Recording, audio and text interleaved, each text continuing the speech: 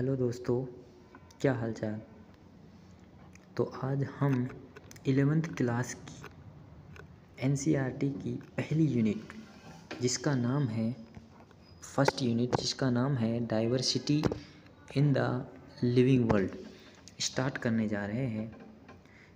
इस सीरीज़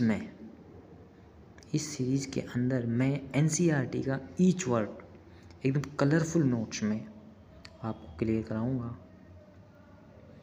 जिसमें हम 11th 12th दोनों क्लास की बायोलॉजी की एनसीईआरटी पढ़ेंगे और हर चैप्टर को 1 आवर के अंदर कंप्लीट करने की पूरी कोशिश करेंगे।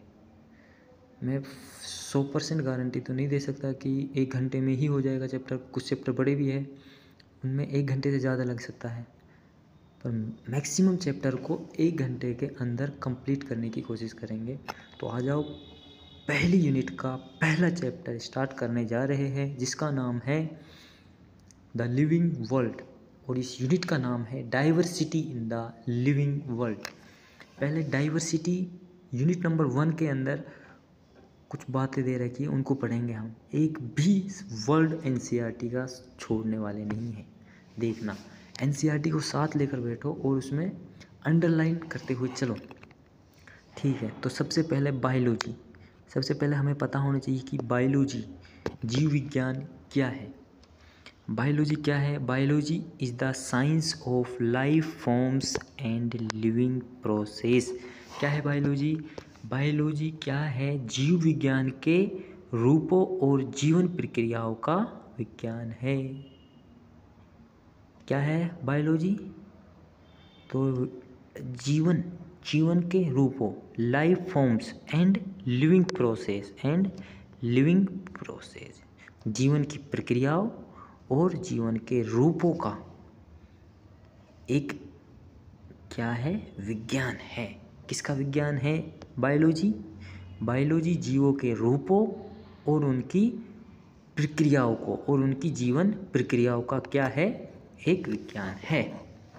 The living world comprise A amazing diversity of living organism.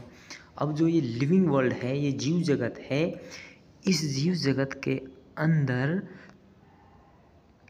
जो लिविंग ऑर्गेनिज्म है उनकी अमेजिंग डाइवर्सिटी फैली हुई है। ओके, आगे आ जाओ। जो अर्ली मैन थे वो ईजिली परस्यू करते थे डिफरेंस बिटवीन इनएनिमेट। किसमें डिफरेंस? ईजिली क्या करते थे? परस्यू। प्राचीन जो मानव थे वो ईजिली परस्यू करते थे। परस्यू मतलब आसानी से पहचान सकते थे इनएनिमेट मतलब non living matter and living matter में अंतर। पहले जो लोग बाग थे वो भी आसानी से अंतर पहचान सकते थे कि ये लिविंग है और ये नॉन लिविंग है। यहाँ पर नॉन लिविंग के लिए शब्द यूज किया है। क्या शब्द यूज किया है नॉन लिविंग के लिए? देखो, नॉन लिविंग के लिए यहाँ पर शब्द यूज किया गया है क्या? इनएनिमेट। क्या शब्द यूज किया गया है? इनएनिमेट। आगे आ जाओ। Early man define some of the inanimate matter. शुरुआत के जो प्राचीन काल के जो लोग भाग थे उन्होंने कुछ निर्जीव पदार्थों को डिफाइन किया था, निर्जीव वस्तुओं को डिफाइन किया था। वो क्या क्या थी? विंड, पहले बता दिया था उन्होंने। सी, समुद्र को। वायु को। फायर, आग को। इन तीनों चीज़ों को क्या कहा था अर्ली मैन ने? कि ये क्या है? निर्जीव है। And some among the animal and plant, और कुछ पशुओं और पौधों को जैव स्वरूप मान लिया था।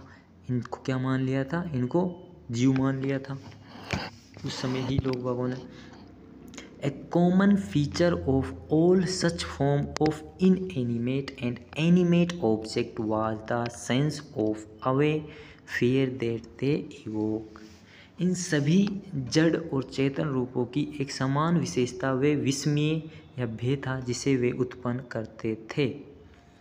Common feature of all such form of inanimate and animate object was the sense of awe or fear that they evoke. Clear. The description of living organism include human being begin much later in human history। मानव का जो इतिहास है उसमें जो जीवित प्राणियों का वर्णन है वो बहुत बाद में शुरू हुआ था। The description of living organism including human being, ये जो शुरू हुआ था लिविंग ऑर्गेनिज्म का डिस्क्रिप्शन, उनको क्लासिफिकेशन, वो मानव की हिस्ट्री में बहुत बाद में शुरुआत हुई थी उसकी। ओके, आगे आ जाओ। Society which indulged in anthropocentric view of biology could registered limited progress in biological knowledge। Society, समाज, जो जीव विज्ञान को मानव केंद्रित दृष्टि से देखते थे वो जैविक ज्ञान में सीमित प्रगति ही कर पाए। जो समाज बायोलॉजी को कैसे देखते थे? एंथ्रोपोसेंट्रिक मतलब मानव केंद्रित दृष्टि से देखते थे। जो लोग बाग, जो सोसाइटी बायोलॉजी को कैसे देखती थी? एंथ्रोपोसेंट्रिक व्यू से देखती थी। तो वो लिमिटेड प्रोग्रेस ही कर पाए बायोलॉजिकल नॉलेज में, उनको ज़्यादा नॉलेज नहीं हुई। जो लोग मानते थे कि बायोलॉजी को कैसे देखते थे, जो सोसाइटी बायोलॉजी को कैसे देखती थी? मानव के व्यू से, मतलब ह्यूमन की, कि इस दुनिया में ओनली ह्यूमन ही है और कुछ नहीं है। जो लोग ऐसे मानते थे वो बायोलॉजिकल नॉलेज में ज़्यादा ज्ञान प्राप्त नहीं कर पाए। ठीक है, आगे आ जाओ। Systematic and monumental description of life form brought in out of necessity detailed system of identification nomenclature and classification। जीव रूपों के व्यवस्थित और व्यापक वर्णन ने अनिवार्य रूप से पहचान, नामक और वर्गीकरण की विस्तृत प्रणाली विकसित की।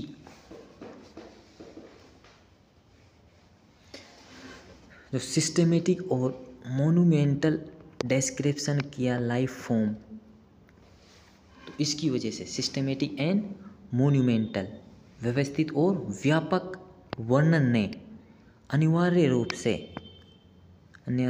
से आइडेंटिफिकेशन, नोमेनक्लेचर और क्लासिफिकेशन नामक 3 तकनीकों को क्या दिया? जन्म दिया। जीव जंतुओं का सिस्टेमेटिक अरेंजमेंट हो और व्यापक वर्णन हो और उनकी अच्छे से पहचान हो, उसके लिए 3 टेक्निक डेवलप की गई। आइडेंटिफिकेशन, पहली टेक्निक आइडेंटिफिकेशन, दूसरी नोमेनक्लेचर और तीसरी क्या हो गई? Classification. The biggest spin off such study was the recognisation of sharing of similarities among living organism both horizontally and vertically.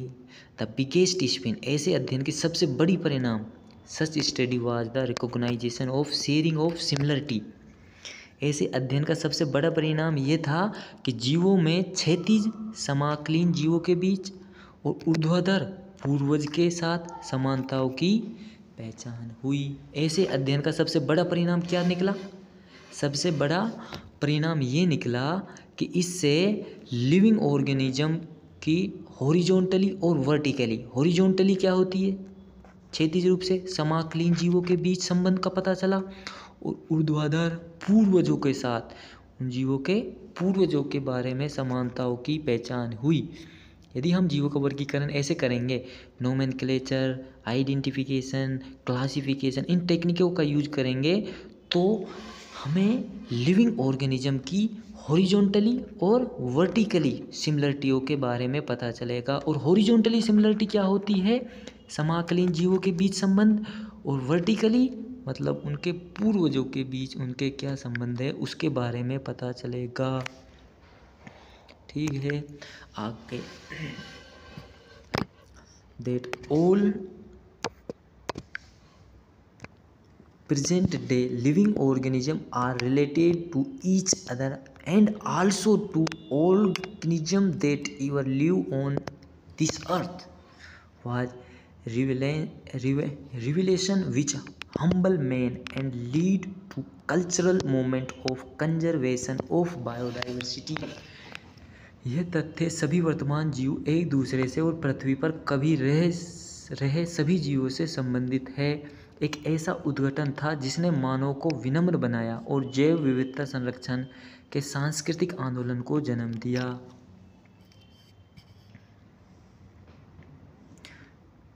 ये तथ्य कि सभी वर्तमान जीव एक दूसरे से और पृथ्वी पर कभी रहे सभी जीवों से संबंधित है। एक ऐसे उद्घाटन था जिसने मानव को विनम्र बनाया और जैव विविधता संरक्षण की सांस्कृतिक आंदोलन को जन्म दिया। किस तथ्य ने जैव विविधता संरक्षण के सांस्कृतिक आंदोलन को जन्म दिया? इस तथ्य ने कि वर्तमान जीव है जो वो एक दूसरे से भी संबंधित है और उनसे भी संबंधित थे जो पृथ्वी पर बहुत पहले रह रहे थे। वर्तमान में जो जीव है वो एक दूसरे से तो संबंधित है ही, लेकिन उनसे भी संबंधित है जो पृथ्वी पर बहुत समय पहले रह रहे थे। इस तथ्य ने मानव को विनम्र बनाया और विविधता संरक्षण के सांस्कृतिक आंदोलन को यानी कंजर्वेशन ऑफ बायोडाइवर्सिटी को जन्म दिया। Okay, in the following chapter of this unit you will get description including classification of animals and plants from taxonomist। के आगामी अध्यायों में आप क्या पढ़ने वाले हैं? दृष्टिकोण से पशुओं और पादपों के वर्णन एवं वर्गीकरण जानेंगे।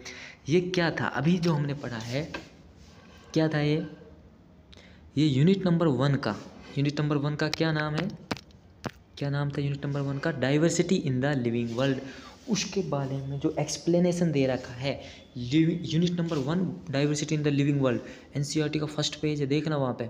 तो डाइवर्सिटी इन द लिविंग, उसे कोई नहीं पढ़ा था ना कोई पढ़ता है भाई, उससे भी क्वेश्चन बनते हैं।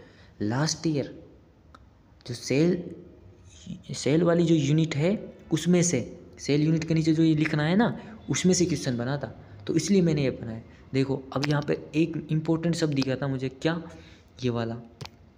यहाँ से क्वेश्चन बन सकता है। क्या क्वेश्चन बन सकता है? देखो ये एंथ्रोपोसेंट्रिक व्यू, इससे 100% क्वेश्चन बन सकता है, इससे 100% क्वेश्चन बन सकता है भाई एंथ्रोपोसेंट्रिक व्यू से।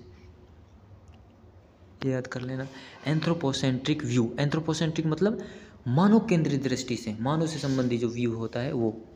और एक क्वेश्चन क्या बन सकता है कि अगर हम स्टडी ऐसे करेंगे, आइडेंटिफिकेशन, नोमेनक्लेचर, क्लासिफिकेशन, इन टेक्निकों को यूज करके करेंगे तो हमें किस चीज़ के बारे में पता चलेगा? जीवों की सिमिलरिटी पता चलेगी, हॉरिजॉन्टली और वर्टिकली। ठीक है, आ जाओ अब चैप्टर, इस यूनिट के अंदर हम 4 चैप्टर पढ़ने वाले हैं। Unit number 1 diversity in the living world, diversity in the living world. उसके अंदर हम 4 chapter, the living world, biological classification, plant kingdom और एनिमल किंगडम। तो 4 यूनिट है इस यूनिट के अंदर। यूनिट नंबर जो पहली है उसमें कितनी यूनिट है? 4 यूनिट है। कौन कौन सी हो गई? लिविंग वर्ल्ड हो गई, बायोलॉजिकल क्लासिफिकेशन हो गया, प्लांट किंगडम और एनिमल किंगडम। आ जाओ भाई।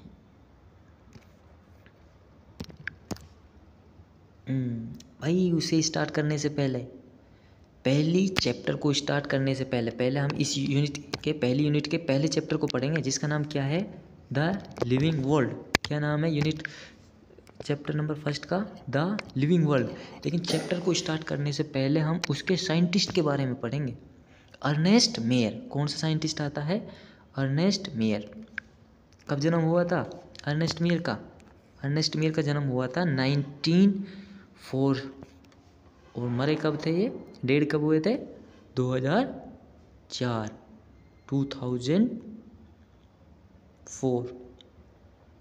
आ जाओ अर्नेस्ट मेयर के बारे में पढ़ो, सट पढ़ते आ जाओ। अर्नेस्ट मेयर 5 जुलाई को 1904 में कहाँ जन्मे थे ये? केम्प्टन, जर्मनी। कहाँ जन्मे थे? केम्प्टन, जर्मनी जन्मे थे अर्नेस्ट मेयर। और इन्होंने हार्वर्ड यूनिवर्सिटी इवोल्यूशनरी बायोलॉजिस्ट के जीव विज्ञानी biologist who has been called the Darwin of 20th century. ये क्वेश्चन बनता है, किसे 20th सेंचुरी का डार्विन कहा जाता है? किसे कहा जाता है 20th सेंचुरी का डार्विन? तो अर्नेस्ट मीयर को क्या कहा जाता है? 20th सेंचुरी का डार्विन। और ये जो अर्नेस्ट मीयर थे, ये उस समय के 100 ग्रेटेस्ट साइंटिस्टों में से एक थे। ओके, आगे आ जाओ।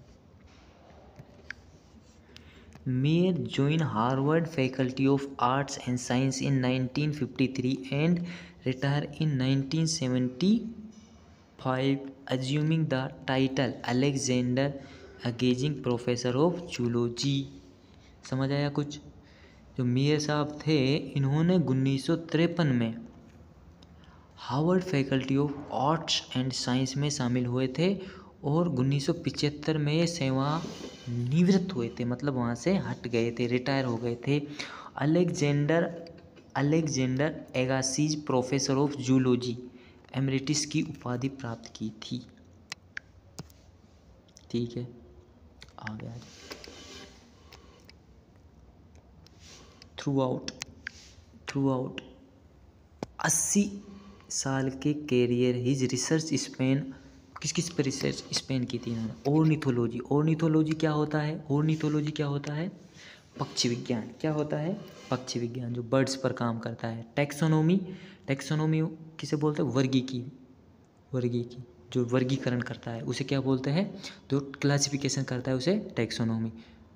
जूजियोग्राफी मतलब प्राणी भौगोलिकता, फिर इवोल्यूशन क्या होता है? विकास। सिस्टेमेटिक्स ये होगा। And history and philosophy of biology, दर्शन और इतिहास, इन सभी पर स्टडी की थी किसने? 80 साल के कैरियर में इसने, अर्नेस्ट मेयर ने। ठीक है। He almost single handedly made the origin of species. पहला क्वेश्चन तो क्या बनता है? किस पे स्टडी की थी इसने? ये तो बनता ही है। इसके अलावा 20th सेंचुरी का डार्विन अर्नेस्ट मेयर को कहा जाता है। और इसने किस पे स्टडी की थी बताओ? किस पे स्टडी की थी? तो इसने स्टडी की थी ऑर्निथोलॉजी, टैक्सोनॉमी, जूजियोग्राफी, इवोल्यूशन, सिस्टेमेटिक्स और इसके साथ साथ में हिस्ट्री और फिलोसफी। अब देखो आगे क्या है। almost single-handedly made the origin of species diversity the central question of evolutionary biology that it is today। अकेले ही प्रजाति विविधता यानी स्पीसीज डाइवर्सिटी की उत्पत्ति को आधुनिक उत्क्रमण जीव विज्ञान का केंद्रीय प्रश्न बना दिया। मतलब ओरिजिन ऑफ स्पीसीज की खोज इसने अकेले ने कर दी थी, जो आज में टुडे इवोल्यूशनरी बायोलॉजी का एक केंद्रीय क्वेश्चन है, जिस पर बहुत केंद्रित किया जाता है। सिंगल हैंडली इसने ओरिजिन ऑफ स्पीसीज की डेफिनेशन दे दी थी। ही also Pioneer the currently accepted definition of biological species. तो इन्होंने जैविक प्रजाति यानी बायोलॉजिकल स्पीसीज की जो वर्तमान में प्रचलित जो परिभाषा है उसकी आधारशिला भी रखी। ओके, आगे चलते हैं।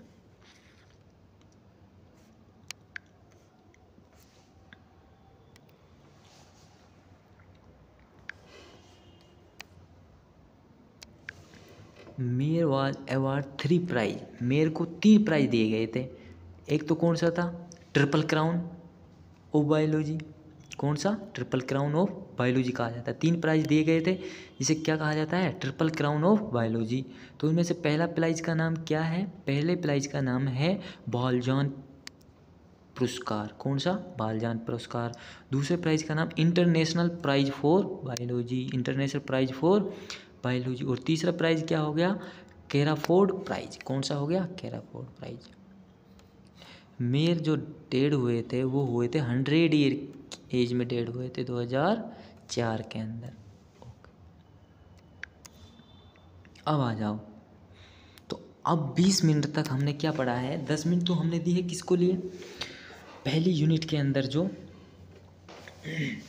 वो तो उसके अंदर भाई क्वेश्चन बन सकता है, वहाँ से भी क्वेश्चन बन सकता है, अर्नेस्ट मेयर की जीवन शैली से भी क्वेश्चन बन सकता है। अब हम पढ़ेंगे द लिविंग वर्ल्ड चैप्टर। अब स्टार्ट होता है the living world.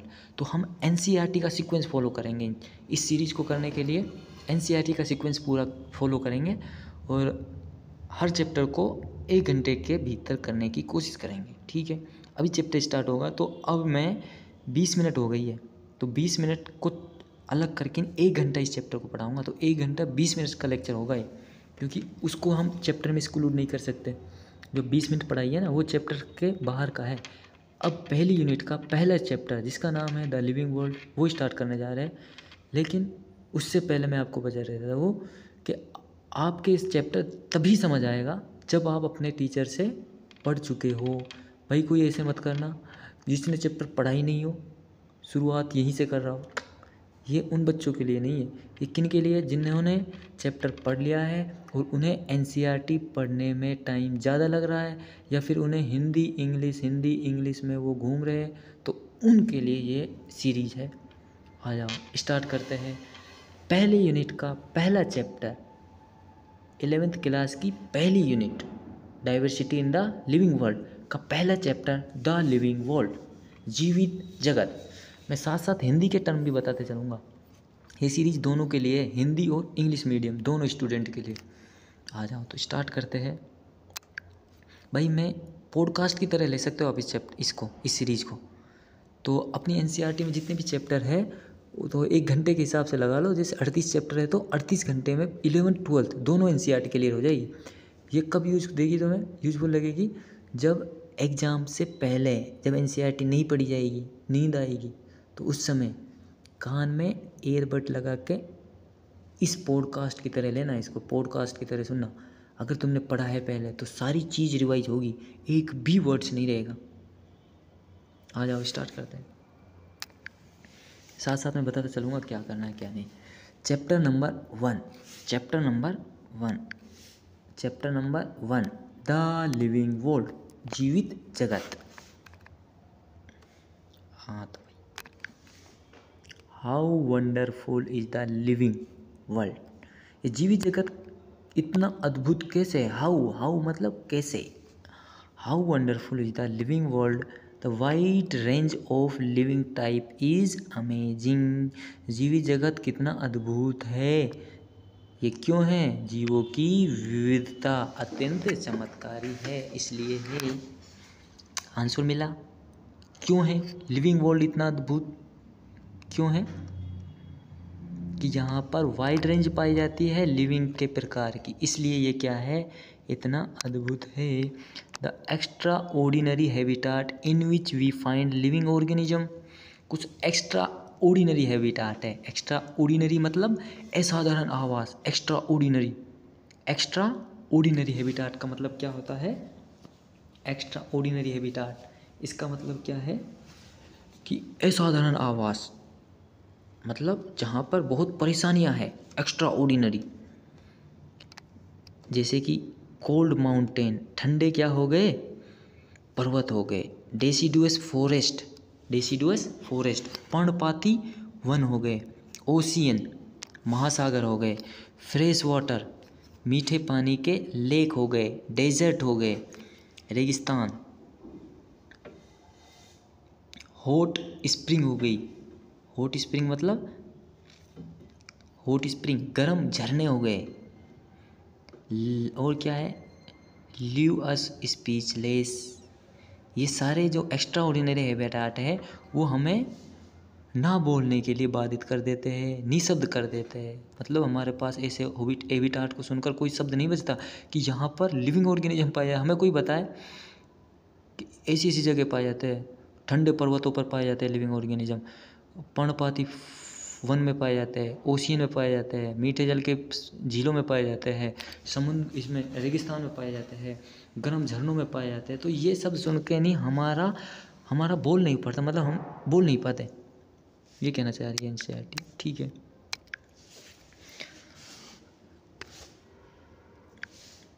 The beauty of galloping horse मतलब दौड़ते हुए घोड़े। माइग्रेटिंग बर्ड, उड़ते हुए पक्षी, माइग्रेट करते हुए, प्रवास करते हुए पक्षी। वैली ऑफ फ्लावर, फूलों की घाटी। अटैकिंग शार्क, आक्रमण करते हुए शार्क, आक्रमण करते हुए शार्क। और डीप सेंस ऑफ वंडर, ये सब हमें विस्मय और आश्चर्य से भर देते हैं। ये सारे भगते दौड़ते हुए घोड़े, प्रवास करते पक्षी और फ्लावर की घाटियाँ और अटैक करते हुए शार्क, ये सब हमें क्या कर देते हैं, आश्चर्यचकित कर देते हैं। क्या कर देते हैं, आश्चर्यचकित कर देते हैं। The ecological conflict and cooperation, ecological conflict and cooperation among member of population, among member of population. Ecological conflict, cooperation among member of population. Member of population मतलब किसी जनसंख्या के सदस्यों के बीच, किसी समुदाय की जनसंख्या के बीच पर्यावरणीय संघर्ष और सहयोग। पर्यावरणीय संघर्ष, ecological conflict and cooperation among population of community और even the molecular traffic inside a cell make us deeply reflect on what indeed is life. किसी जनसंख्या के सदस्यों के बीच या किसी समुदाय की जनसंख्या के बीच पर्यावरणीय संघर्ष और सहयोग, यहाँ तक कि कोशिका के भीतर अणुओं का आवागमन, ये सभी हमें गहराई से सोचने पर मजबूर कर देते हैं कि जीवन वास्तव में है क्या। जीवन वास्तव में है क्या। बहुत टफ है ये जो शब्द है ना, एनसीईआरटी है, समझ ही नहीं आता यार। अब बताओ, तो भाई हिंदी इंग्लिश दोनों ही पढ़ना जरूरी है। देखो समझो अभी, इकोलॉजिकल कॉन्फ्लिक्ट, कितने टफ शब्द है। इकोलॉजिकल कॉन्फ्लिक्ट और cooperation among member of population and among population of community, किसी जनसंख्या के सदस्यों के बीच या किसी समुदाय की जनसंख्या के बीच पर्यावरणीय संघर्ष और सहयोग, और यहाँ तक even molecular traffic inside a cell, यहाँ तक कि कोशिका को भीतर अणुओं का आवागमन, ये सभी हमें गहराई से सोचने पर मजबूर कर देते हैं कि जीवन वास्तव में है क्या। जीवन वास्तव में है क्या, कि लिविंग ऑर्गेनिज्म है क्या। तो इसको सोचने पर हमारे पास दो टाइप के क्वेश्चन उठते हैं। कितने टाइप के सवाल उठते हैं, दो टाइप के सवाल उठते हैं। टू इम्प्लिक्ट क्वेश्चन, दो क्वेश्चन होते हैं। This question has two implicit question within it. पहला क्वेश्चन क्या आता है, टेक्निकल क्वेश्चन। पहला क्वेश्चन कौन सा आता है, technical question. The first is the technical one, seek answer, जो हमें क्या किस चीज़ पर मजबूर जीवित, पहला जो तकनीकी है टेक्निकल क्वेश्चन है वो किस चीज़ के लिए बताना, किस चीज़ की पूछ रहा है, मतलब क्या चीज़ पूछ रहा है हमसे। तो वो पूछ रहा है कि what living is oppose to the non living, जीवित के विपरीत निर्जीव क्या है, या फिर जीवित को कैसे पहचाने, या क्या बोल सकते हैं हम, जीवित को कैसे पहचाने। तो पहला क्वेश्चन क्या है, व्हाट इज लिविंग, जीव क्या है ये बोल सकते हैं हम। दूसरा क्वेश्चन क्या है, philosophical question, philosophical. Second philosophical है, और वो क्या seek answer to what the purpose of life. दूसरा क्वेश्चन क्या पूछ रहा है, जीवन का उद्देश्य क्या है। पहला क्वेश्चन तो पूछ रहा है जीव है क्या, टेक्निकल क्वेश्चन है पहला, और वो पूछ रहा है जीव है क्या। और दूसरा क्वेश्चन फिलोसफिकल है, और वो पूछ रहा है जीवन का उद्देश्य क्या है। मज़ा आएगा एनसीईआरटी पढ़ने में भाई, मज़ा आएगा। अभी तो इंट्रोडक्शन ही चल रहा है चैप्टर का, अभी चैप्टर स्टार्ट ही कहाँ हुआ है। देखो पहले यूनिट का एक्सप्लेनेशन पढ़ा था, उसके बाद में क्या पढ़ा था, अर्नेस्ट मेयर की जीवन शैली पढ़ी। अब उसके बाद क्या पढ़ रहे हैं हम, चैप्टर को स्टार्ट कर दिया, उसका इंट्रोडक्शन पढ़ा है कि वो जो चैप्टर है हमसे दो प्रकार के क्वेश्चन करता है, एक टेक्निकल और एक फिलोसफिकल। टेक्निकल, जीवन क्या है, व्हाट इज लिविंग। दूसरा क्वेश्चन फिलोसफिकल है, the purpose of the living. लेकिन हम इस चैप्टर के अंदर जो हम और हमारे जो साइंटिस्ट है वो दूसरे क्वेश्चन का आंसर देने की कोशिश नहीं करते। जो पहला क्वेश्चन है उसका आंसर देने की कोशिश करते हैं। पहला क्वेश्चन क्या था, व्हाट इज लिविंग, जीवन क्या है। We try the reflect what is living, इस क्वेश्चन का आंसर देने की कोशिश करेंगे इस चैप्टर के अंदर। पर्पज क्या है लिविंग का, उससे हमें मतलब नहीं है। हम पता करेंगे व्हाट इज लिविंग, कि जीवन क्या है। आ जाओ,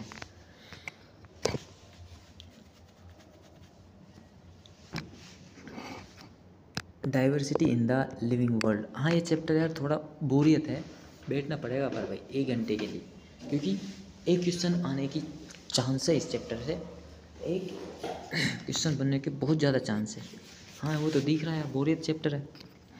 variety of life around us, variety of life around us, हमारे चारों ओर हम देखेंगे तो जीवन की विविधता, वैरायटी मतलब जीवन की विविधता। If you look around you, यदि तुम अपने चारों ओर देखोगे तुम्हें लार्ज वैरायटी दिखेगी लिविंग ऑर्गेनिज्म की।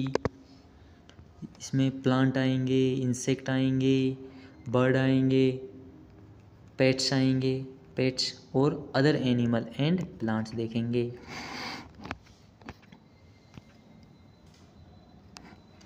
There are also several organisms that you cannot see with your naked eye।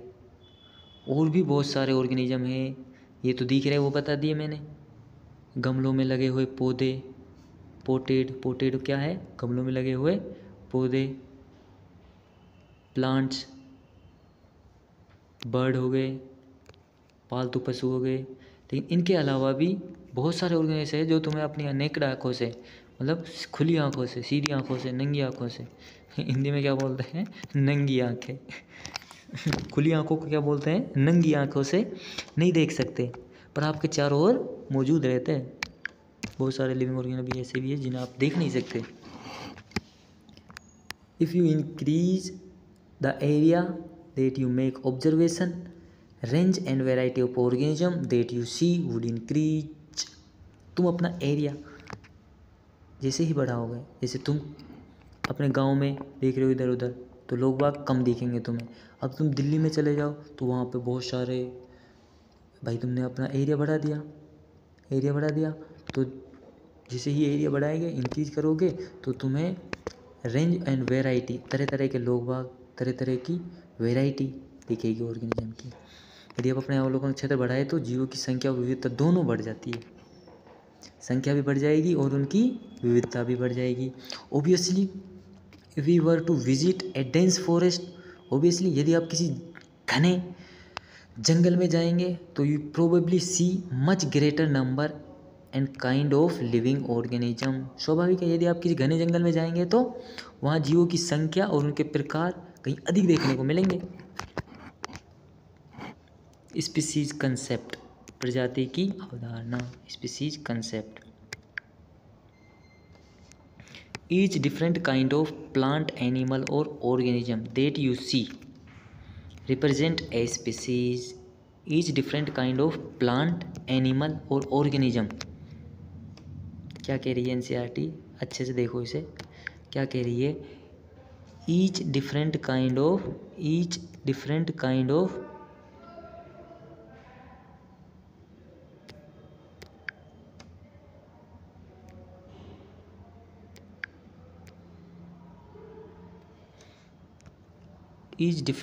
Of plants, animal और ऑर्गेनिज्म, जिसे तुम देखते हो, different kind of plant, animal और कोई भी ऑर्गेनिज्म जिसे तुम देख रहे हो, वो किसको रिप्रेजेंट करता है, स्पीसीज को। आपके द्वारा देखे गए प्रत्येक भिन्न प्रकार के पौधे, पशु और जीव एक प्रजाति को ही प्रतिनिधित्व करता है। किसको रिप्रेजेंट करते हैं, एक प्रजाति को रिप्रेजेंट करते हैं।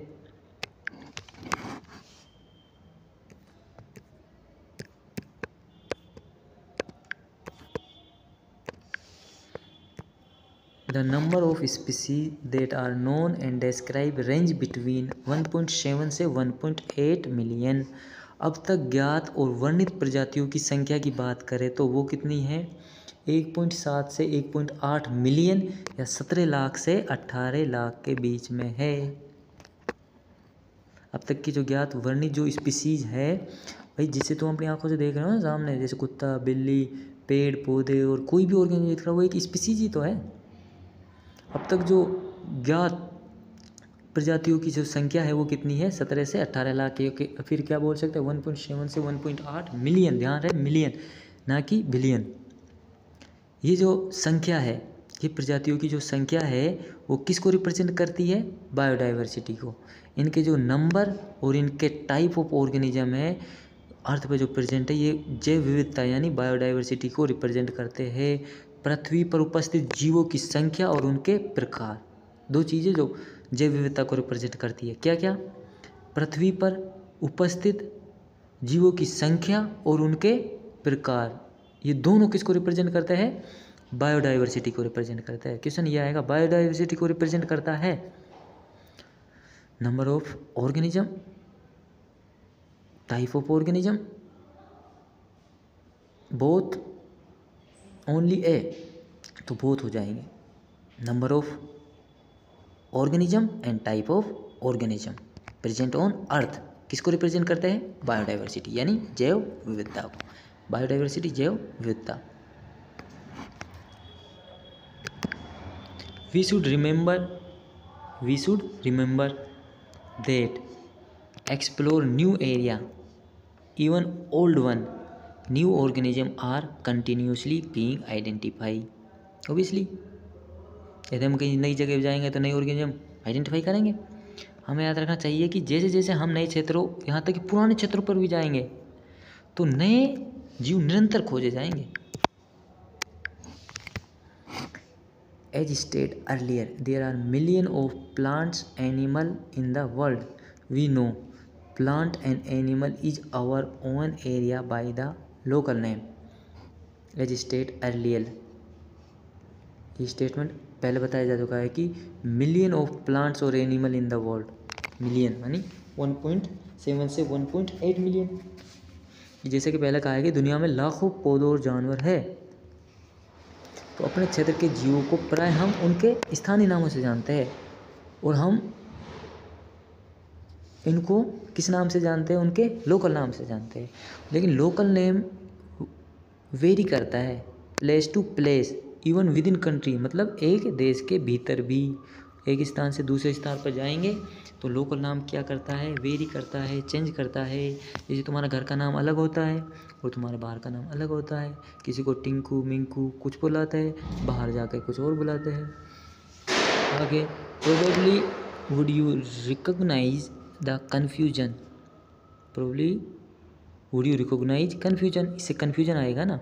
would be created if did not find way and mean to talk to each other to refer to organism we are talking about।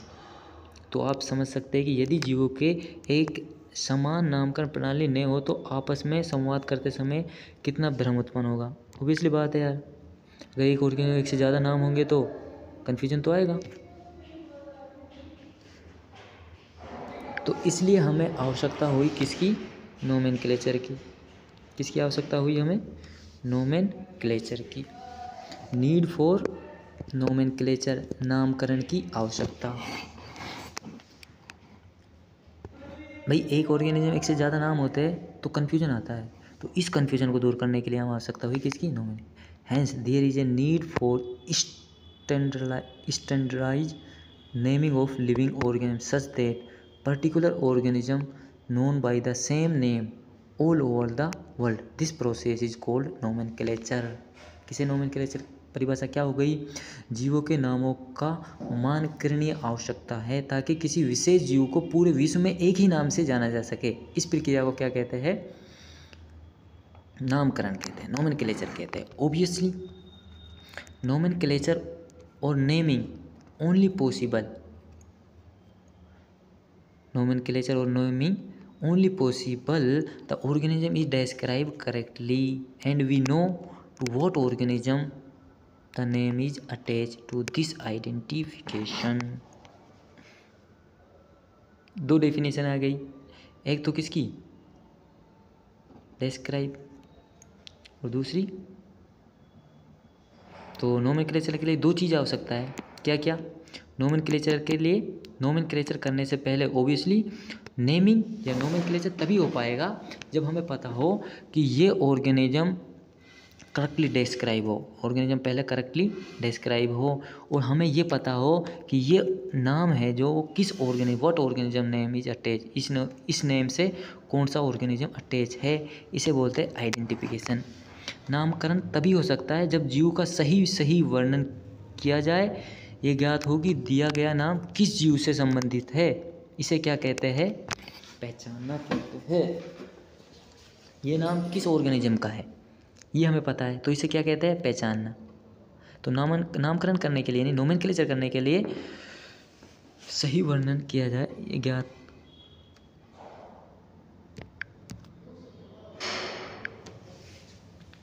अब आता है साइंटिफिक नेमिंग या system.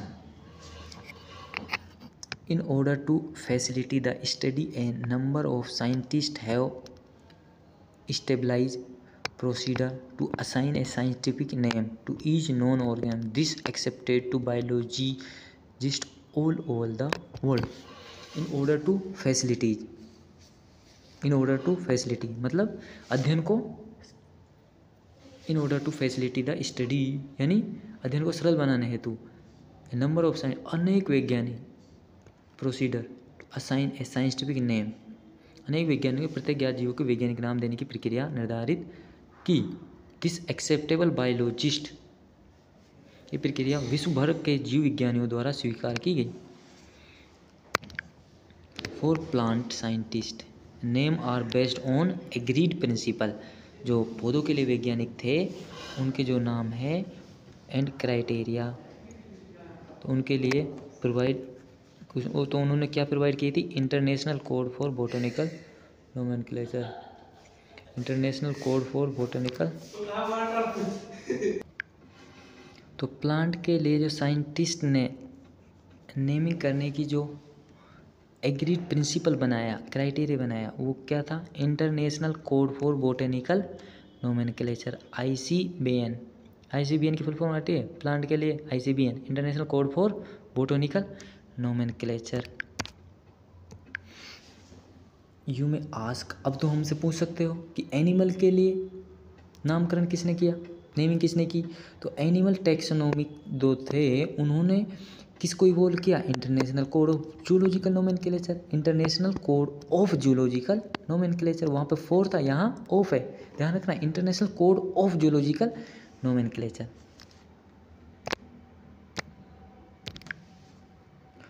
The scientist naming ensure that each organism has only one name. Scientific naming क्या ensure करती है कि each organism has only one name, कि हर एक ऑर्गेनिज्म का एक नाम होता है। साइंटिफिक नेम क्या इंश्योर करता है कि हर एक ऑर्गेनिज्म का एक नाम हो। The description of any organism should be enable people in any part of the world to arrive the same name. किसी भी जीव का वर्णन ऐसा होना चाहिए जिसे दुनिया के किसी भी हिस्से में का व्यक्ति उसे वैज्ञानिक नाम से तक पहुंच सके। They also ensure that such name has not been used for any other known organism. तो क्या बात है कि जो नाम दिया जाए वो ऐसा दिया जाए कि वो ऑर्गेनिज्म उसी नाम से जाना जाए, ओनली उसी नाम से जाना जाए, और लोग उसे हर जगह उसी नाम से जाने, और वो नाम किसी और ऑर्गेनिज्म को नहीं दिया जाए। अब बाइनोमियल नोमेनक्लेचर, द्विनाम नामकरण की पद्धति है, ये आती है। तो बाइनोमियल नोमेनक्लेचर क्या है, देखो, biologist follow universal accepted principle to provide scientific name known organism. Each name has 2 component, the generic name and specific epithet. Generic name and specific epithet. This system providing name with 2 component is called binomial nomenclature. क्यों कहा binomial nomenclature? क्योंकि इसमें 2 component होते हैं। एक तो क्या होता है जेनेरिक नेम, जीनस का नाम होता है, दूसरा स्पेसीज का नाम होता है, तो स्पेसिफिक एपिथेट। तो बाइनोमियल नोमेनक्लेचर क्यों बोला, क्योंकि इसमें 2 कंपोनेंट होते हैं। एक तो क्या होता है जेनेरिक नेम, एक क्या होता है स्पेसिफिक एपिथेट, तो इसलिए इसे क्या बोला, binomial nomenclature. The system provide name with 2 component, so it is called binomial nomenclature. 2 component कौन कौन से, एक जेनेरिक नेम और एक स्पेसिफिक एपिथेट।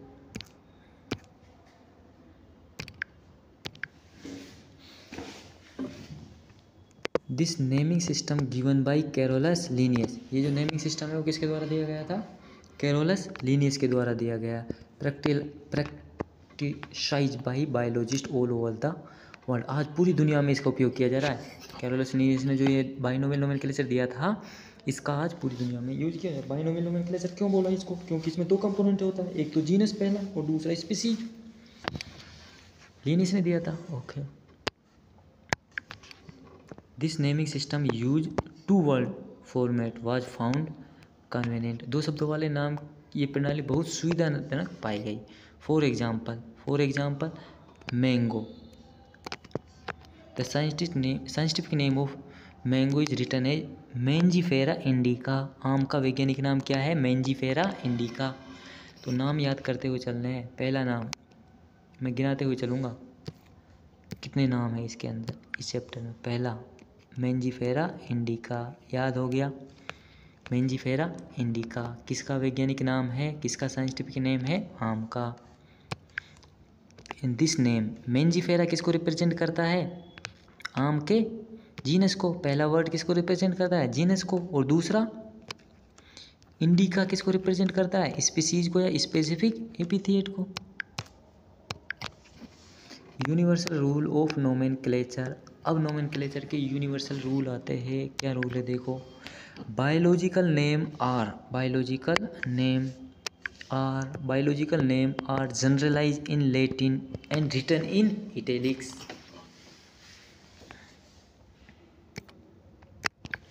बायोलॉजिकल जो नाम होता है, जैविक जो नाम होता है, वो लैटिन भाषा में होते हैं और कैसे लिखे जाते हैं? इटैलिक्स में, तिरछे लिखे जाते हैं। कैसे लिखे जाते हैं? रिटन इन इटैलिक्स, लिखे तो जाते हैं तिरछे लैंग्वेज को क्या बोलते हैं? इटैलिक्स। और होते किस में है? कौन सी लैंग्वेज में? लैटिन भाषा में। चाहे डेराइव कहीं से ही हुआ हो, कोई सी लैंग्वेज से डेराइव हुआ है, लेकिन उसे कन्वर्ट करना पड़ेगा लैटिन भाषा में। और लिखा कैसे जाएगा? तिरछा, इटैलिक्स। दे आर लैटिनाइज और derive from Latin irrespective of their origin, origin से मतलब नहीं है, उसे लैटिनाइज किया जाएगा, उसका मूल चाहे कोई भी हो, लेकिन उन्हें लैटिन रूप में परिवर्तित किया जाएगा। The first word represent the genus and the second would denote the specific epithet.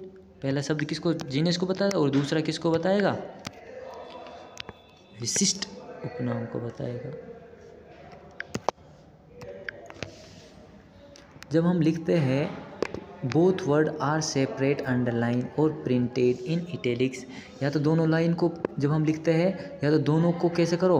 Both word separately underline करो, या फिर इटैलिक्स में प्रिंट करो दोनों को। हाथ से जब हम लिखते हैं नाम को, तो दोनों शब्दों को या तो अलग अलग रेखा से रेखांकित करो, या फिर इटैलिक्स में छापो, उनको इटैलिक्स में प्रिंट करो। तिरछे लिखो, तिरछे लिख सकते हो, नहीं तो फिर अंडरलाइन कर दो।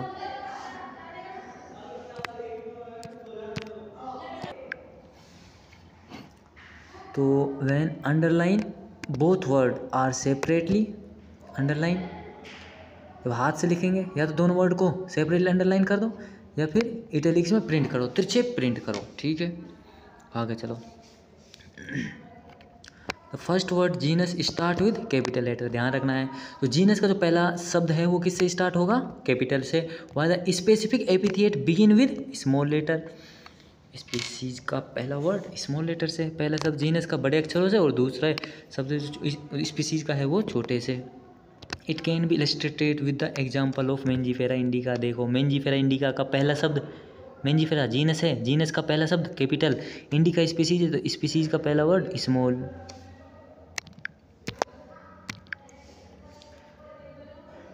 देखो 4 रोल तो हो गए, 4 रोल हो गए। अब 4 रोल के बाद एक चीज़ और ध्यान रखनी है। क्या याद रखनी है? देखो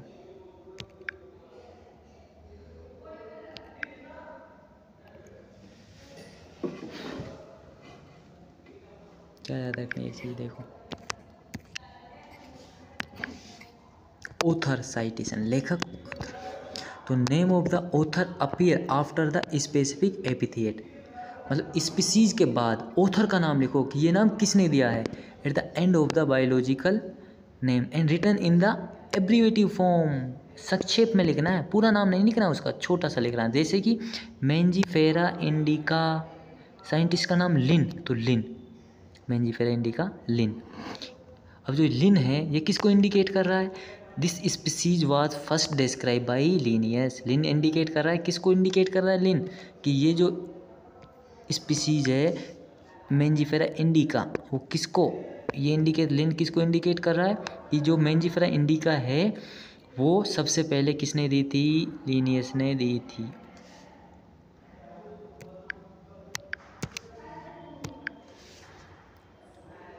अब आता है क्लासिफिकेशन,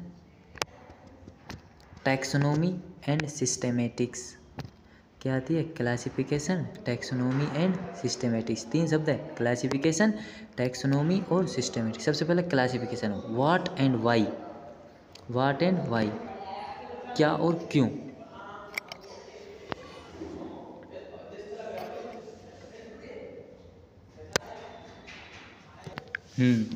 आ जाओ। Classification, what and why, what and why, classification, क्यों और क्या। Since it is necessary impossible to study all living organism, nearly impossible मतलब लगभग असंभव है सभी ऑर्गेनिज्म की क्या करना? स्टडी करना। तो इसके लिए आवश्यकता हुई, क्लासिफिकेशन बिकम नेसेसरी, तो किसकी आवश्यकता हुई? क्लासिफिकेशन की। तो ये क्लासिफिकेशन है क्या? It is group of organism into convenient category. क्या है? Groups organism into convenient category based on easily observable character. तो ऑर्गेनिज्म को ग्रुप करना इनटू कन्वीनिएंट कैटेगरी में based on the easily observable character. किसके आधार पर? कन्वीनिएंट कैटेगरी में group करना इजीली ऑब्जर्वेबल कैरेक्टर के आधार पर, दिखाई देने वाले लक्षणों के आधार पर श्रेणियों में बांटना ही क्या कहलाता है? क्लासिफिकेशन कहलाता है। ऑर्गेनिज्म को ग्रुप्स करना किसमें? कैटेगरी में। किस पर बेस? इजीली ऑब्जर्वेबल कैरेक्टर आता है।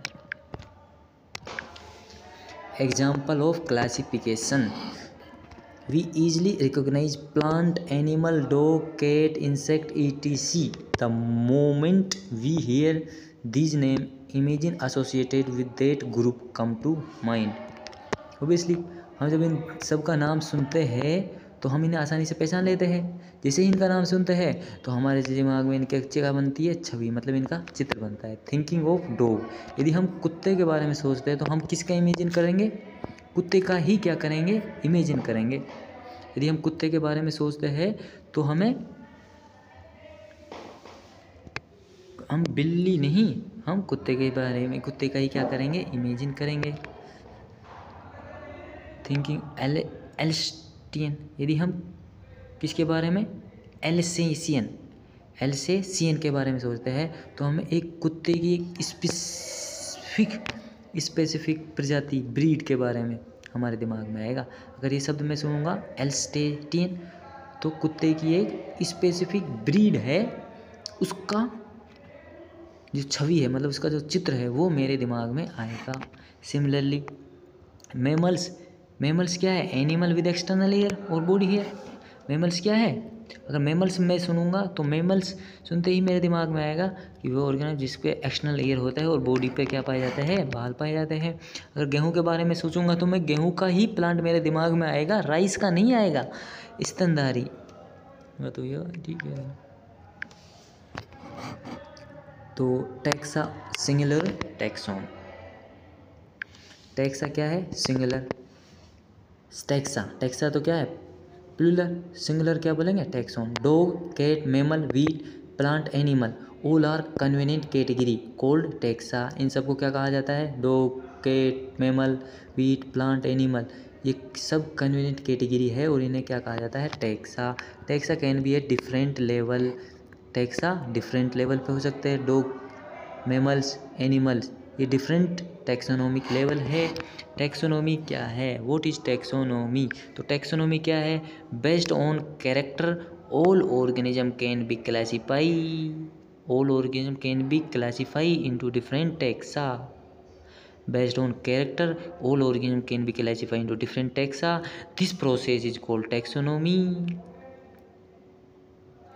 बेस्ड ऑन कैरेक्टर, विशेषताओं के आधार पर सभी ऑर्गेनिज्म को क्लासिफाई करना, अलग अलग टैक्सा में बांटना, इस प्रोसेस को क्या बोलते हैं?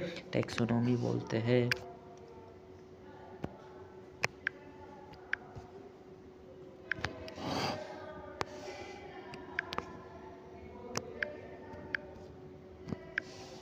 मॉडर्न टैक्सोनॉमी यूज, तो मॉडर्न टैक्सोनॉमी में क्या क्या यूज किया जाता है? यूजेज देखो, एक्सटर्नल एंड इंटरनल स्ट्रक्चर को यूज किया जाता है मॉडर्न टैक्सोनॉमी के अंदर।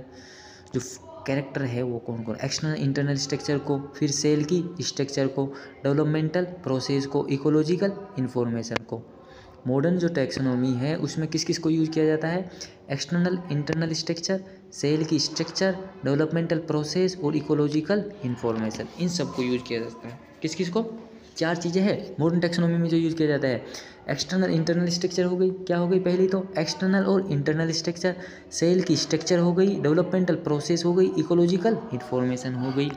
हैंस टैक्सोनॉमी इन्वॉल्व, तो टैक्सोनॉमी क्या क्या इन्वॉल्व करती है? देखो, कैरेक्टराइजेशन, आइडेंटिफिकेशन, क्लासिफिकेशन और नोमेनक्लेचर। टैक्सोनॉमी में क्या क्या इन्वॉल्व है? कैरेक्टराइजेशन, आइडेंटिफिकेशन, क्लासिफिकेशन और नोमेनक्लेचर। तो 4 चीज़ें हैं जो टैक्सोनॉमी के अंदर इन्वॉल्व है। कौन कौन सी? कैरेक्टराइजेशन, आइडेंटिफिकेशन, क्लासिफिकेशन और नोमेनक्लेचर।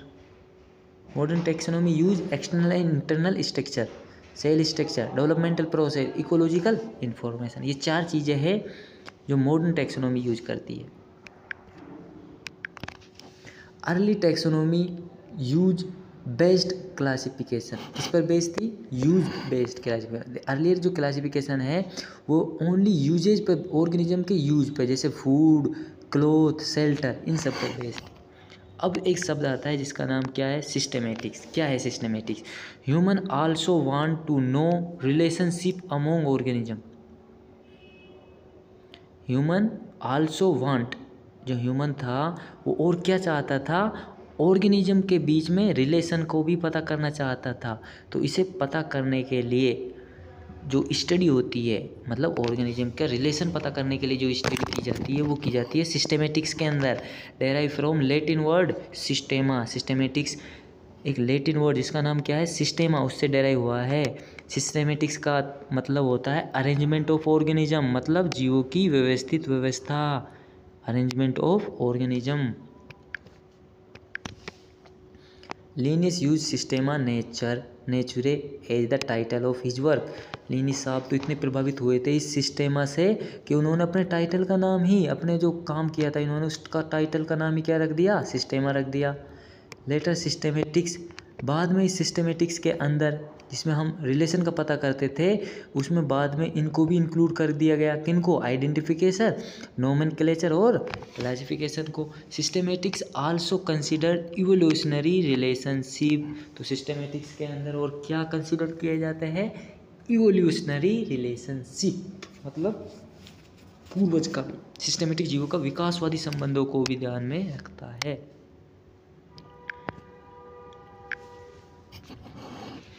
टैक्सोनोमिक कैटेगरी, अब शब्द आता है क्या? Taxonomic category. What is taxonomic category? तो टैक्सोनोमिक कैटेगरी क्या होती है? देखो, classification not a single step process. Classification कोई सिंगल स्टेप प्रोसेस नहीं है।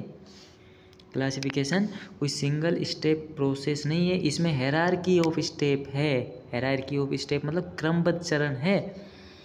ईच स्टेप रिप्रेजेंट रैंक और कैटेगरी, और हर एक स्टेप रैंक को और हर एक स्टेप रैंक को और कैटेगरी को रिप्रेजेंट करता है।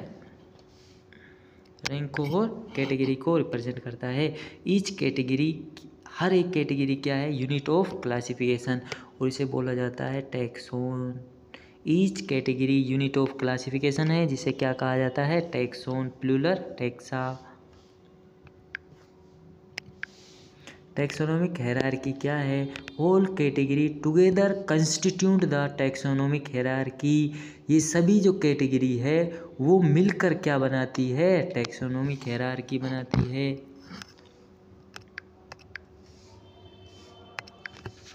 फॉर एग्जाम्पल इंसेक्ट, इंसेक्ट क्या है? Group of organism with common character such as 3 pair of legs. तो इंसेक्ट क्या है? इंसेक्ट वो ऑर्गेनिज्म है जिसका कॉमन कैरेक्टर क्या है? 3 पेयर क्या पाई जाना?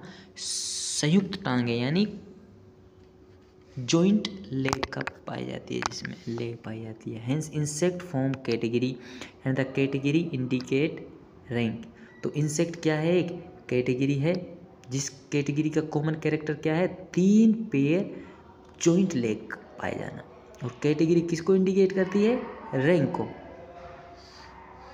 These group taxa are biological entity. These groups और जो टैक्सा है वो बायोलॉजिकल एंटिटी है। क्या है? बायोलॉजिकल एंटिटीज है। बायोलॉजिकल एंटिटी मतलब जैविक इकाई है, नॉट जस्ट मॉर्फोलॉजिकल कलेक्शन। केवल आकारिकीय समानता के आधार पर नहीं है, बल्कि जैविक इकाई है, बायोलॉजिकल एंटिटी है, नॉट जस्ट मॉर्फोलॉजिकल कलेक्शन। तो ये टैक्सा ग्रुप जो है वो बायोलॉजिकल एंटिटी है, कोई मॉर्फोलॉजिकल कलेक्शन नहीं। Major taxonomic category. तो all known organism have been classified into common hierarchical category. तो मेजर टैक्सोनॉमिक कैटेगरी कौन कौन सी है? आ जाओ, कौन कौन सी? पहली कौन सी आती है? किंगडम। लास्ट वाली है। पहली कहाँ से आती है? यहाँ से। असल में ये उल्टी लिख रहा है। पहली तो ये है, सबसे पहले सबसे लोवेस्ट जो कैटेगरी है वो कौन सी है? तो मेजर टैक्सोनॉमिक कैटेगरियों के अंदर 7 कैटेगरी आती है। सबसे बड़ी वाली कौन सी है? किंगडम। उससे छोटी फाइलम और डिवीजन। ये दो नाम क्यों हैं? फाइलम तो एनिमल के लिए यूज करते हैं और डिवीजन प्लांट्स के लिए। फिर आती है क्लास, उससे छोटी क्लास, उससे छोटी ऑर्डर, फिर फैमिली, फिर जीनस, और सबसे छोटी आती है species, lowest category.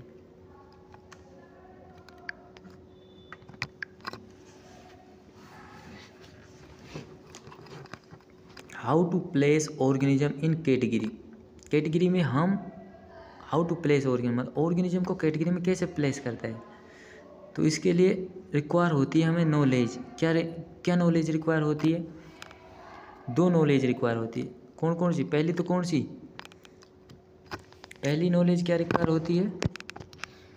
Character of individual और ग्रुप का कैरेक्टर पता हो या इंडिविजुअल का कैरेक्टर पता हो। पहली नॉलेज जो क्या रिक्वायर होती है? हमें क्या पता होना चाहिए? क्या पता होना चाहिए हमें?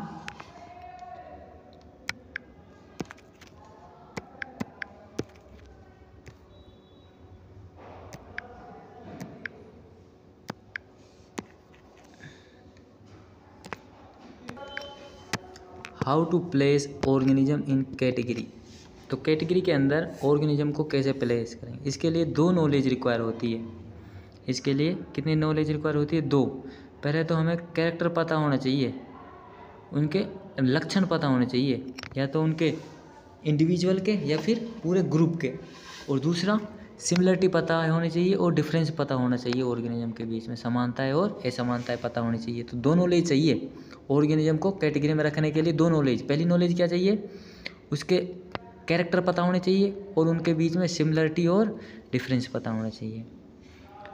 These character help classify organism appropriately.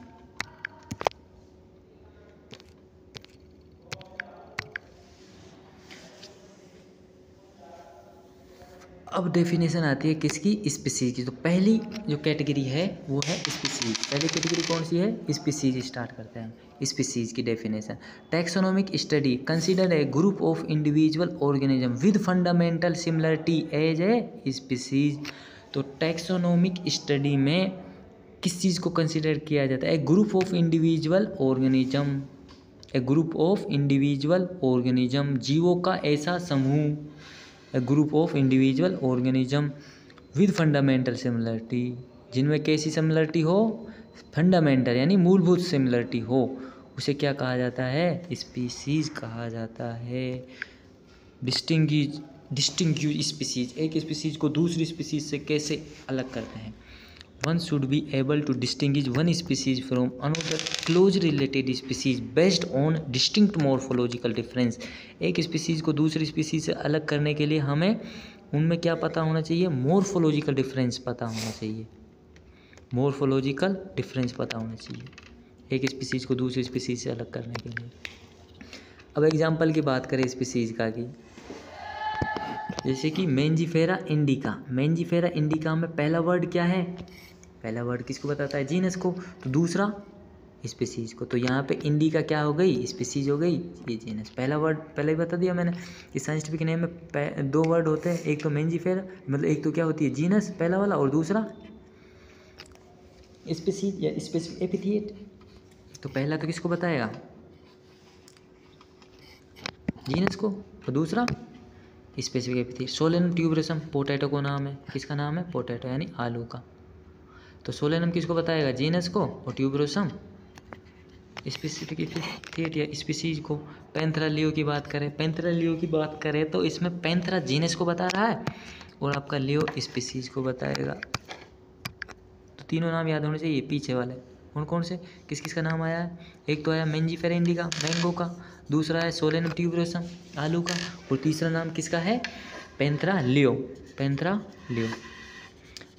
अब कुछ जीनस ऐसे होते हैं जिसमें एक से ज़्यादा स्पीसीज आती है, कुछ जीनस ऐसे होते हैं जिनमें एक से ज़्यादा स्पीसीज आती है। जैसे कि जीनस कौन सा हो गया, पैंथेरा, पैंथेरा जीनस।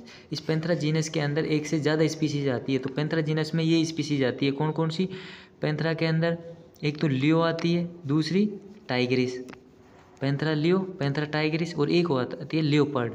कौन सी आती है, लियोपर्ड। तो पैंथेरा लियोपर्ड, तीन स्पीसीज आती है इस पैंथेरा जीनस के अंदर।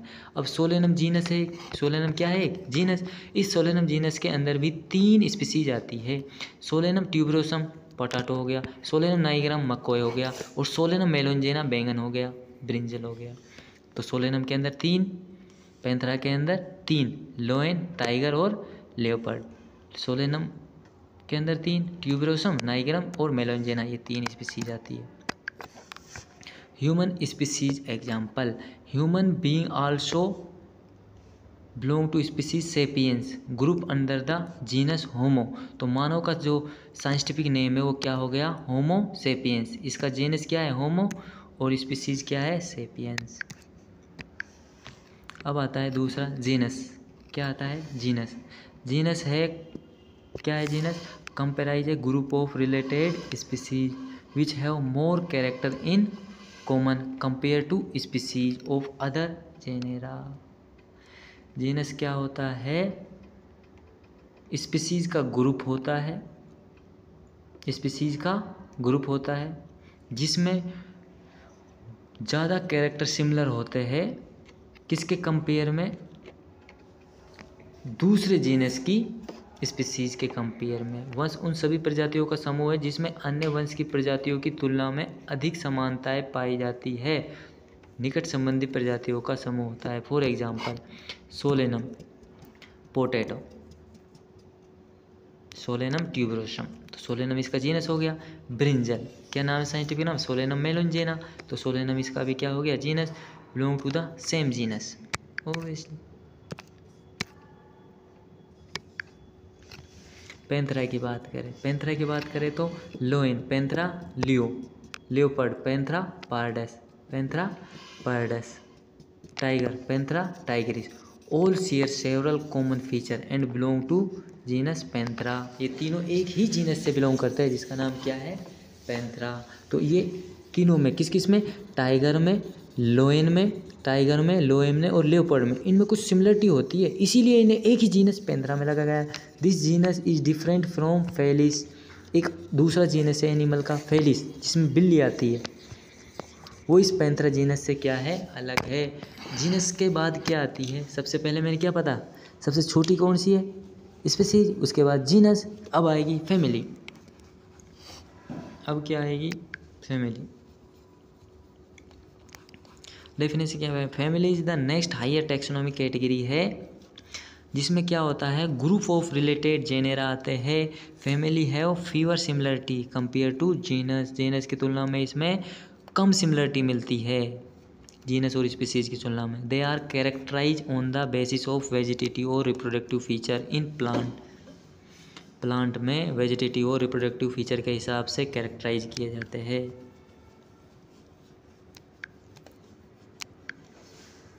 फॉर एग्जांपल प्लांट फैमिली है एक सोलेनेसी। इस सोलेनेसी फैमिली के अंदर 3 जीनस आते हैं। कौन कौन से जीनस है 3? सोलेनम, पिटूनिया और धतूरा। एनिमल के लिए एग्जांपल देखें हम, फैमिली है फेलिडी। इस फेलिडी जो फैमिली है, इस फेलिडी फैमिली के अंदर 2 जीनस आते हैं, एक तो पैंथेरा जीनस और एक फेलिस जीनस। पैंथेरा जीनस के अंदर लोइन पड़ा था, टाइगर पड़ा था और लेपर्ड पड़ा था। फेलिस के अंदर कैट। अब ये फेलिडी फैमिली हो गई। अब एक और फैमिली होती है एनिमल की जिसका नाम है कैनिडी। इस फेलिडी फैमिली के अंदर क्या हो गई? कैट हो गई और लियोन, टाइगर, लेपर्ड वो हो गए फेलिडी के अंदर। और कैनिडी के अंदर कौन आता है? डॉग आता है। Both so similarity as well as difference, hence place in different family. Dog और जो बिल्ली होती है वो सिमिलरिटी भी होते हैं उनमें और डिफरेंस भी होते हैं, इसलिए इनको डिफरेंट फैमिली में रखा गया है।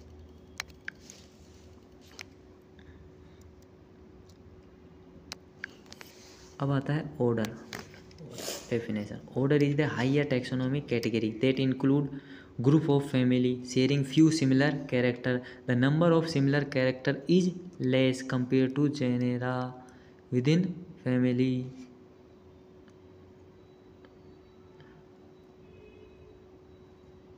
गण क्या है? गण यानी ऑर्डर, उच्च वर्ग की श्रेणी जिसमें कुछ समान लक्षणों वाले कुल जैसे फैमिली शामिल होती है, समान लक्षणों वाली फैमिली शामिल होती है।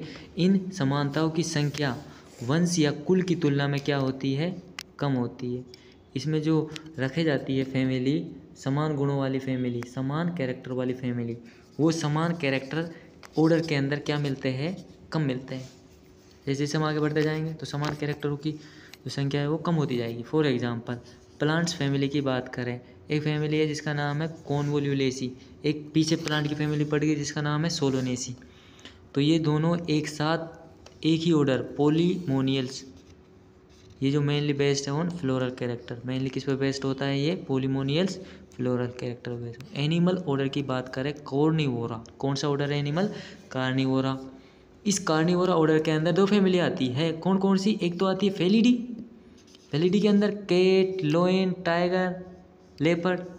और कैनिडी के अंदर डॉग और फॉक्स, वोल्व्स। तो इन्हें एक ही ऑर्डर कार्निवोरा में रखा गया है। आगे आ जाओ। अब ऑर्डर के बाद आती है हायर कैटेगरी जिसका नाम है क्लास। डेफिनेशन क्या है class? Class is a higher category that include related order. Example order Primata, order Primata. Primata के अंदर क्या क्या आता है? प्राइमेटा में आती है मंकी, एक ऑर्डर है प्राइमेटा जिसमें आते हैं मंकी, गोरिल्ला और गिब्बन। एक ऑर्डर पीछे पड़ा है हमने जिसका नाम है कार्निवोरा। कार्निवोरा में टाइगर, कैट, डॉग आते हैं। Both belong to class Mammalia, दोनों कौन सी क्लास से बिलोंग करते हैं? मेमेलिया से। एक ही क्लास के अंदर class Mammalia include several other order as well. ये 2 ऑर्डर नहीं होते इस मेमेलिया क्लास के अंदर। जो मेमेलिया क्लास है इसमें ये 2 ही ऑर्डर नहीं होते, प्राइमेटा और कार्निवोरा। इसके अलावा और भी ऑर्डर इंक्लूड किए जाते हैं जिनका यहाँ पे वर्णन नहीं है। अब आता है फाइलम, संघ, डिवीजन। प्लांट के लिए डिवीजन यूज करते हैं, फाइलम एनिमल के लिए। Definition class comprises animal, class comprises animal, जैसे कि एनिमल के लिए क्लास फिश हो गई, एम्फीबिया हो गई, रेप्टिलिया हो गई, बर्ड हो गई एंड मेमल्स हो गई। ये सारी की सारी क्या है? क्लासेज है। ये क्या ये सब मिलके नहीं क्या बनाती है? नेक्स्ट हायर कैटेगरी बनाते हैं, जैसा क्या कहते हैं? फाइलम। ये सब क्लास है नए हायर कैटेगरी में रखी जाती है, जिसे क्या कहते हैं? फाइलम। क्लास मिलके फाइलम बनाती है। For example all such animal having common feature like presence of notochord, dorsal hollow neural system are place in phylum Chordata. जिनमें नोटोकॉर्ड पाई जाती है, डोर्सल होलो न्यूरल सिस्टम होता है, डोर्सल होलो वो किस में रखे जाते हैं? फाइलम कोर्डेटा में। डेफिनेशन ऑफ प्लांट, इस चीज़ को एनिमल किंगडम में भी पढ़ोगे आप। Plants, in plant class with few similar character are assign to higher category called division.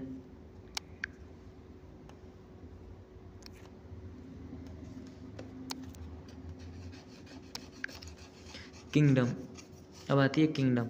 All animal belong to various phylum assign to highest taxonomic category, highest taxonomic category जिसे बोलते हैं kingdom Animalia. Similarly और plant form various division, similarly plant के लिए various division place in kingdom Plantae, animal के लिए animal kingdom. अनेक संघ from onward both will be referred to animal kingdom or plant kingdom. Taxonomic hierarchy species to kingdom, the taxonomic category from species to kingdom arranged in ascending order. These are broad categorized but सब categorise में also exist, कुछ सब category भी होती है।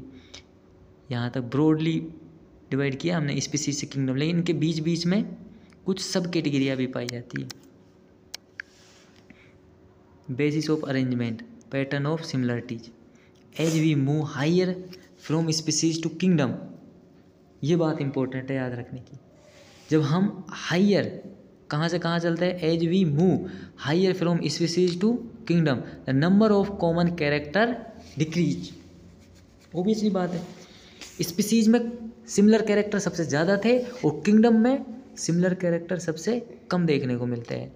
Lower versus higher taxa, lower taxa species हो गई और मोर सिमिलर अमोंग मेंबर, और higher category kingdom have fewer similarity and is harder to stabilise relationship, और इनको क्लासीफाई करना भी कठिन होता है हायर को, हायर कैटेगरी को।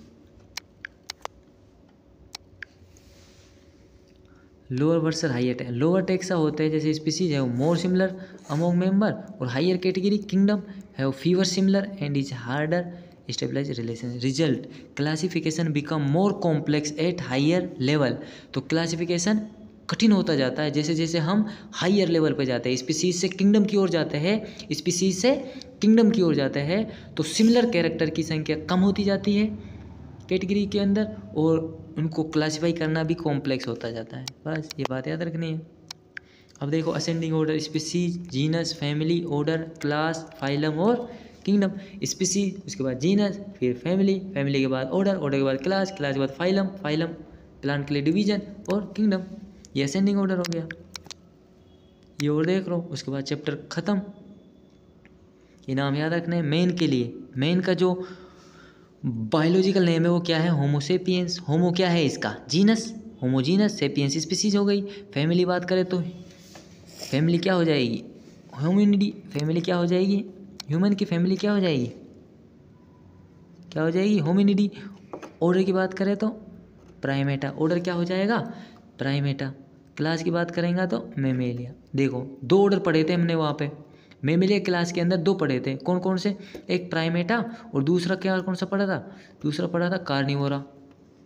तो ह्यूमन भी प्राइमेटा के अंदर आता है, गिब्बन वगैरह वगैरह वो आ रहे थे मेमेलिया क्लास। और इसकी फाइलम की बात करें तो कौन सा होता है? कोर्डेटा। ये मेन के लिए हो गए। अब हाउस फ्लाई के लिए, हाउस फ्लाई का बायोलॉजिकल नेम क्या है? मस्का डोमेस्टिका। मस्का क्या हो गया इसका? जीनस। डोमेस्टिका क्या हो गई इसकी? स्पीसीज। म्यूसिडी क्या हो गई इसकी? फैमिली। डिप्टेरा क्या हो गया इसका? ऑर्डर। इंसेक्टा क्लास हो गई। आर्थ्रोपोडा इसका फाइलम। मैंगो, मैंगो के लिए बात करें, मैंजीफेरा इंडिका। मैंजीफेरा क्या हो गया? जीनस। इंडिका क्या हो गई इसकी? स्पीसीज। फैमिली की बात करें तो एना कार्डेसी। दो फैमिली हमने पहले पढ़ी थी, सोलेनेसी और कॉन्वोल्यूलेसी। फैमिली में एसीई, प्लांट की फैमिली में क्या लगती है? ACE, AC. ऑर्डर की बात करें तो सेपिंडेल्स। पोलीमोनियल से ऑर्डर पढ़ा था पीछे हमने, ये कौन सा ऑर्डर है? सेपिंडेल्स, सेपिंडेल्स ऑर्डर। क्लास की बात करें तो क्लास क्या है इसकी? डाइकोट। क्लास कौन सी है? डाइकोट। डिवीजन की बात करें तो क्या है? एंजियोस्पर्म। प्लांट के लिए डिवीजन बात करेंगे तो एंजियोस्पर्म हो गया। वीट के लिए ट्रिटिकम एस्टिवम। ट्रिटिकम एस्टिवम क्या है? बायोलॉजिकल नेम वीट का।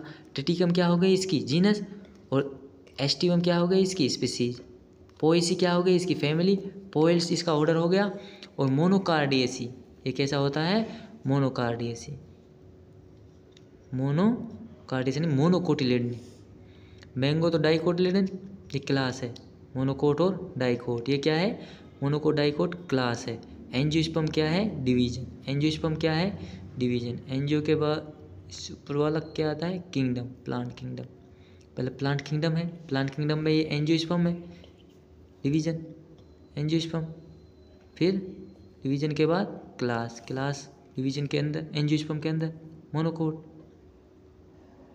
ओके, तो इस तरह से चैप्टर ख़त्म होता है। अगले चैप्टर बायोलॉजिकल क्लासिफिकेशन के साथ मिलते हैं कल। Okay bye.